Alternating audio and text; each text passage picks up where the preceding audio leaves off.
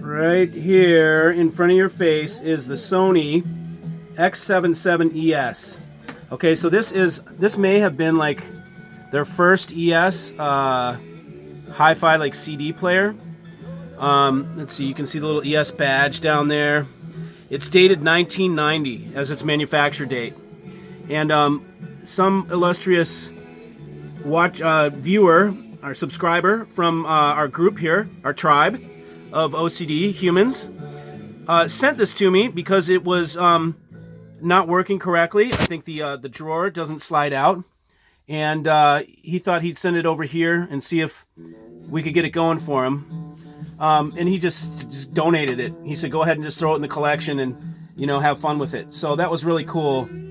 We will do that. If you'd rather not throw something out because it's really old and cool, but you've got no other choice but to chuck it, it's like a paperweight, send it over here and maybe we can fix it and just put it up on the archive or whatever. If we don't keep it, we'll send it back to you. But this thing is a wicked example of the quality of how things used to be built in 1990. Let's take a look inside and you're not going to believe it. First of all, it's a complete 100% copper chassis. So that's a shield. It's inside one giant Faraday shield. Look at here's the output boards. Okay, and look at the capacitor that's right there. It's some Nishikon, like highfalutin. Those are expensive. And we look at the wire, and look, we come to the back, the output section of those. No, those are relays, not WEMAs. Just the huge capacitors, or those were transformers? Probably transformers. Output transformers, man, or something. Faraday, man. Yeah, it's wild.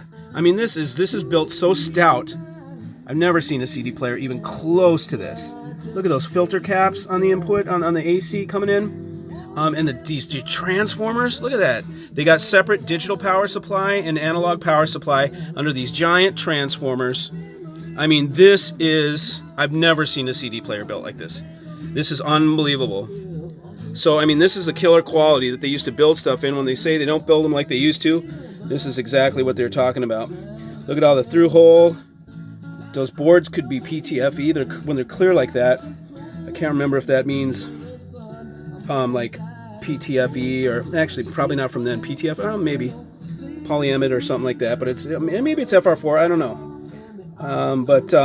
So anyways, it's our job to try and fix this thing. The drawer is not working, but we're gonna go ahead and give this thing a shot again. That's a X77ES.